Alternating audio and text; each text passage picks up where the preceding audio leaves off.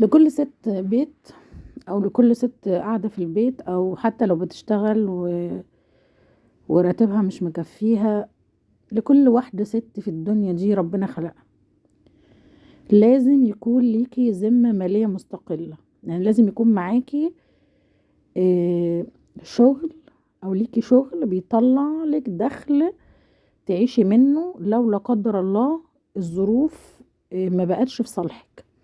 اتطلقتي، زوجك توفى، ما اتجوزتيش خالص، بنت ووالدك ووالدتك اتوفوا، اخواتك مش عايزينك، لازم يكون ليكي دخل خاص بيكي. ليه؟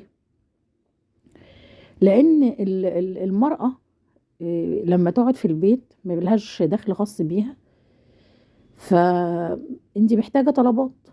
تمام. الست غير الراجل احتياجاته مش زي الست. الراجل ممكن ياكل ويشرب وخلاص، ويجيب طقم واحد في السنة. يعني الرجالة، في رجالة ما تفرقش معاه، المهم ان هو يخش ياكل ويشرب وخلاص، ويلبس مثلا طقم او اتنين وخلاص. الست لا، غير، ليك احتياجات كتيرة جدا: ادوات نظافة، ادوات تجميل، عايزة تغيري ستارة، عايزة تغيري سجادة، عايزة تغيري شوز، عايزة تغيري تجيبي لك بوتاجاز جديد، عايزة تغيري. هو الراجل شايف ان البوتاجاز مادام شغال خلاص، التلاجة مادام شغالة خلاص ممكن يصلحها 100 مرة، لكن لو قلت له غير التلاجة هيقولك ده حلو شغالة. لكن الست غير، الست لها احتياجات، وحتى ولادها. يعني الست تبقى عايزة تجيب لولادها حاجات زيادة عن الحاجات الأساسية، تجيب لبنتها حاجات زيادة، تجيب لابنها حاجات زيادة، تجيب لبيتها حاجات زيادة، تجيب لوالدتها هدية، تجيب لاختها هدية. فدايما ليكي ذمة مالية مستقلة. هتقولي لي اصل انا قاعدة في البيت ما والله ما بعرفش، ما معيش تعليم مثلا. لا، اشتغلي. ده انت لو تعملي اكل من البيت، اظن ما فيش ست ما بتعرفش تطبخ. لو تعملي اكل من البيت وتطلعي تبيعيه، او تسوقي على صفحه على الفيسبوك بتاعك وتبيعي. تمام. في ستات كتير جدا، انا واحده من الناس لهم جروبات على الفيسبوك بقى، انا بشتري منهم اكل.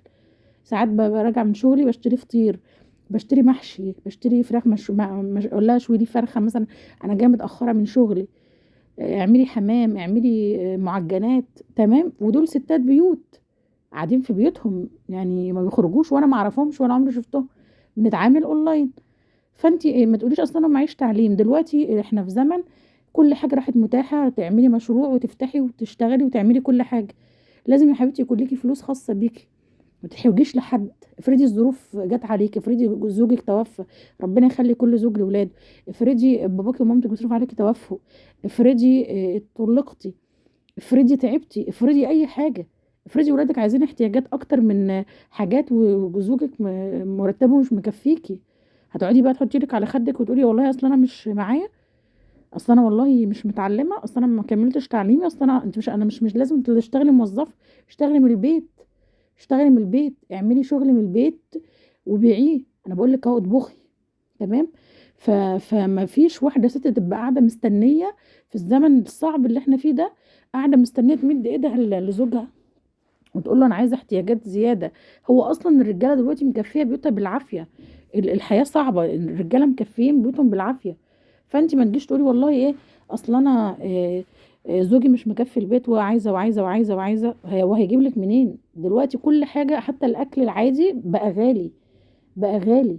فانت دلوقتي لازم تشتغلي، يكون معاكي فلوس عشان الزمن، عشان ولادك، عشان نفسك، عشان ما تبقيش عالة على الناس، ما تبقيش عالة يا جماعة.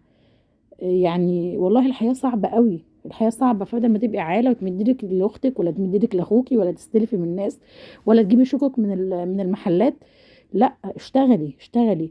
ويوم ورا يوم هتكبري، ويوم ورا يوم هيبقى معاكي فلوس، ويوم ورا يوم هتحوشي قرش ينفعك تجيبي بيه حاجة لنفسك لولادك، تفرحي ولادك. ما تبقيش قاعدة كل حاجة هات هات هات. انتي دورك برضو من البيت. انا مش بقولك اخرجي واشتغلي وكده، لا، من البيت، كله من البيت. ربنا يا رب يرزقنا جميعا، يوسع ارزاق كل الناس.